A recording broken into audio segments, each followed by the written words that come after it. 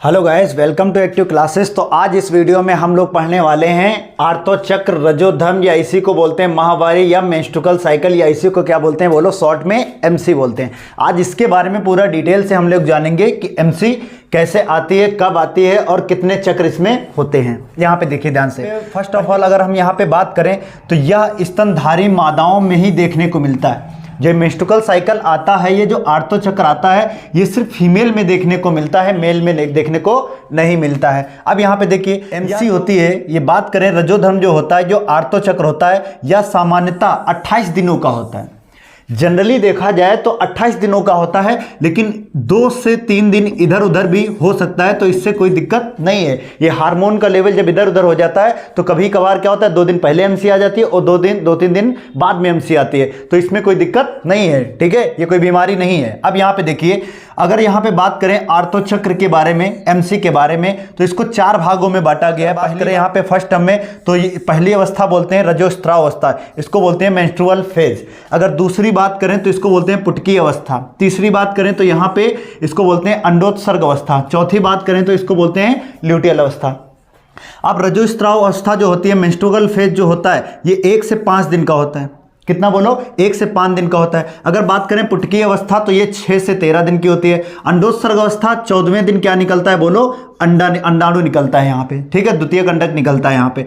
और यहाँ बात करें ल्यूटियल अवस्था में तो 15 से 28 दिन तक ल्यूटियल अवस्था होता है। हम आपको ये भी डिटेल से बताएंगे किस दिन सेक्स करना अच्छा रहता है, किस दिन सेक्स करना अच्छा नहीं रहता है। कहने का मतलब कब संभावना होती है प्रेग्नेंट होने की, कब संभावना प्रेग्नेंट होने की नहीं होती, ये पूरा डिटेल से हम आपको यहाँ पे बताएंगे। किस दिन सेक्स का करें जिससे एक फीमेल क्या प्रेग्नेंट ना हो। यहाँ पे देखिए, यहाँ पे फर्स्ट टर्म अगर यहाँ पे हम बात करें रजोस्त्रावस्था, इसको बोलते हैं मेंस्ट्रुअल फेज। रजोस्त्रावस्था की बात करें तो ये 1 से 5 दिन होता है। 1 2 3 4 5। 1 से 2 दिन में क्या होता है, इधर देखिए, 1 से 2 दिन में क्या होता है, यहाँ पे देखिए 1 से 2 दिन में बात करें तो यहाँ पे प्रोजेस्टेरोन हार्मोन और एस्ट्रोजन हार्मोन का लेवल एकदम से गिर जाता है। और जैसे एकदम से गिरेगा तो कहीं ना कहीं हमने आपको बताया था कि अंतःगर्भाशय भित्ति क्या हो जाएगी, टूट जाएगी। क्योंकि अंतःगर्भाशय भित्ति को बनाए रखने का काम कौन कर रहा था, प्रोजेस्टेरोन और एस्ट्रोजन हार्मोन। और जैसे ये भित्ति गिरेगी तो जैसे ये प्रोजेस्टेरोन एस्ट्रोजन हार्मोन का लेवल गिरेगा तो ये अंतःगर्भाशय भित्ति टूट जाएगी। और जैसे भित्ति टूटेगी तो एक फीमेल में क्या होता है बोलो, रक्त आने लगता है। ठीक है, रक्त आने लगता है, मतलब ये रक्त आने लगता है क्यों, क्योंकि ये जो अंतःगर्भाशय भित्ति होती है ये बहुत ही रक्त संवहनी होती हैं। इसमें क्या पाई जाती है, देखिए इधर ये जो अंतःगर्भाशय भित्ति है, ये जो अंतःगर्भाशय भित्ति है, इसमें ऊतक पाए जाते हैं। क्या पाए जाते हैं बोलो, ऊतक पाए जाते हैं, जिसके कारण जब ये भित्ति टूटती है और टूटने के बाद इसके साथ बहुत ही भयंकर क्या आता है बोलो, रक्त आता है। समझ में, एमसी के दौरान क्या आता है बोलो, यही जब ऊतक टूट जाते हैं इसी से क्या आता है बोलो, रक्त आता है। अब यहाँ पे ध्यान से देखिएगा, हमने क्या बताया, और रक्त के साथ क्या होगा, देखो यहाँ पे अनिषेचित अंडाणु भी क्या होगा, बाहर आ जाएगा। अब इस लाइन का मतलब समझो, यहाँ पे ये देखिए क्या है, ये देखिए क्या है, ये है मादा प्रजनन तंत्र। क्या है बोलो, मादा प्रजनन तंत्र। अब यहाँ पे ध्यान से देखिएगा, ये इसकी अंतःगर्भाशय भित्ति है। हमने बताया था 3 भित्ति थी, अंतःगर्भाशय भित्ति, ठीक है, मध्य भित्ति और बाह्य भित्ति, 3 भित्ति बताई थी हमने आपको। तो अंतःगर्भाशय भित्ति टूटती है और बनती है, टूटती है बनती है, यही कंटिन्यू चलता रहता है प्रोसेस। अब यहाँ पे देखिए, यहीं पे कहीं ना कहीं हमने बताया था ओवरी, ओवरी से क्या निकलेगा बोलो, अंडाणु। कौन सा अंडाणु, द्वितीयक अंडाणु। और यहाँ से रोम से चिपकते चिपकते यहाँ पे किस भाग में आकर बैठ जाएगा बोलो, एम्पुला में। कहां पे आ गया बोलो, एम्पुला, इसको बोलते हैं तुम्बिका। क्या बोलते हैं बोलो, तुम्बिका। यहां से अंडाणु आया, द्वितीयक अंडाणु आया, यहां से चिपकते चिपकते यहां पे आकर के बैठ गया। आने के बाद अब यहां पे देखिए, अगर यहां पे एक फीमेल ने सेक्स किया है, अगर एक फीमेल ने सेक्स किया है तो ये शुक्राणु यहां पे आएंगे।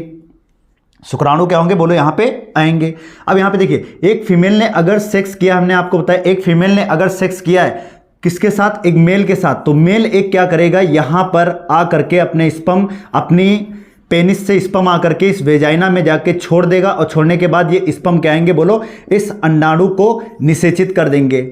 अगर ये अंडाणु को निषेचित कर देंगे तो क्या हो जाएगी, एक फीमेल क्या हो जाएगी, प्रेग्नेंट हो जाएगी, एक फीमेल प्रेग्नेंट हो जाएगी। अगर फीमेल सेक्स नहीं करती है एक मेल के साथ, तो ये देखिए यही अंडाणु जो यहाँ पे आकर के बैठा, ठीक है, आने के बाद ये अब निषेचित नहीं हुआ है, ये अनिषेचित है। अब यहाँ पे अनिषेचित अंडाणु क्या होगा, धीरे धीरे आएगा। यहाँ पे आने के बाद जब एमसी आने वाली होगी, तो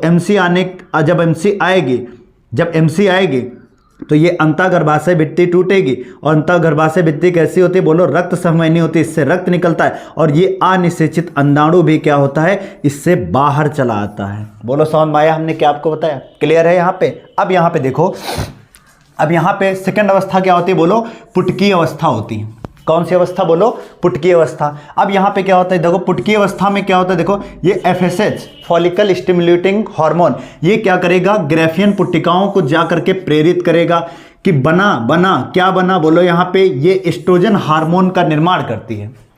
FSH हार्मोन ग्राफियन पुट्टिकाओं को प्रेरित करेगा क्या बनाने के लिए, बोलो एस्ट्रोजन हार्मोन बनाने के लिए। अब ये एस्ट्रोजन हार्मोन क्या करेगी, बोलो अंतःगर्भाशय भित्ति का पुनः निर्माण कर देती है। समझ में आ रहा है। FSH हार्मोन ग्राफियन पुट्टिकाओं को प्रेरित करेगा, ग्राफियन पुट्टिकाएं क्या करेंगे, एस्ट्रोजन हार्मोन को निकालेंगे और एस्ट्रोजन हार्मोन जा करके इस अंतःगर्भाशय भित्ति की, ये जो टूट गई थी, टूटने के बाद इस अंतःगर्भाशय भित्ति को क्या करेगा, बोलो पुनः निर्माण करेगा। आई बात समझ में। अब यहाँ पे देखिएगा ये तीन, यहाँ पे अगर हम बात करें 1 से 2 3 4, 1 से 2 पहले दिन जब एमसी आने वाली होती है तो थोड़ा सा रक्त कह सकते हैं हल्की मात्रा में, लेकिन ये दूसरे दिन रक्त क्या होता है, दूसरे तीसरे दिन रक्त बहुत आता है, इसके बाद धीरे धीरे कम होता चला जाता है रक्त, ठीक है। अब यहाँ पे देखिए, अब हमने ये आपको बता दिया। तीसरा पॉइंट देखिए, अंडोत्सर्ग अवस्था क्या होती है। ये देखिए, ये जो पुटकी अवस्था होती है 6 से 13 दिन होती है। अब 6 से 13 दिन की अगर हम बात करें तो देखिए 1 से 5 दिन, 1 से 5 दिन नॉर्मली क्या होता है, ब्लड 1 से 4 दिन तक, लगभग 3 से 4 दिन 5 दिन तक ब्लड आता है। इसके बाद धीरे धीरे क्या होता है, ब्लड आना कम हो जाता है। और छठे या 7वें दिन हम कह सकते हैं 7 से अब आप 12 दिनों तक, 7 से 12 दिनों तक आप विदाउट कंडोम, विदाउट प्रोटेक्शन के भी क्या कर सकते हैं, सेक्स कर सकते हैं। इससे कोई खतरा नहीं होगा। क्यों नहीं खतरा होगा, यहाँ पे ध्यान से देखिएगा। कहीं ना कहीं हमने आपको बताया था, यहाँ पे देखिए ध्यान से, ये अंडोत्सर्ग अवस्था क्यों खतरा नहीं होता है, यहाँ पे ध्यान से देखिएगा।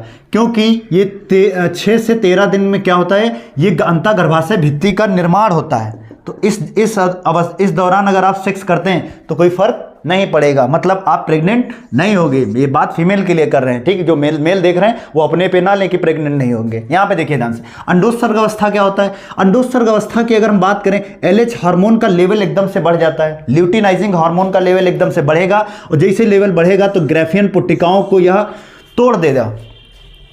LH हार्मोन क्या करेगा, ग्राफियन पुट्टिकाओं को तोड़ देगा। और तोड़ करके कौन बाहर आ जाता है, बोलो द्वितीयक अंडाणु बाहर आ जाएगा। फिर ध्यान से सुनिए हम क्या बताएं। ल्यूटिनाइजिंग हार्मोन का लेवल एकदम से बढ़ेगा कब, जब 14वें दिन, जिस दिन अंडा बाहर आने वाला होता है। क्योंकि 14वें दिन क्या होता है, बोलो अंडा बाहर आता है।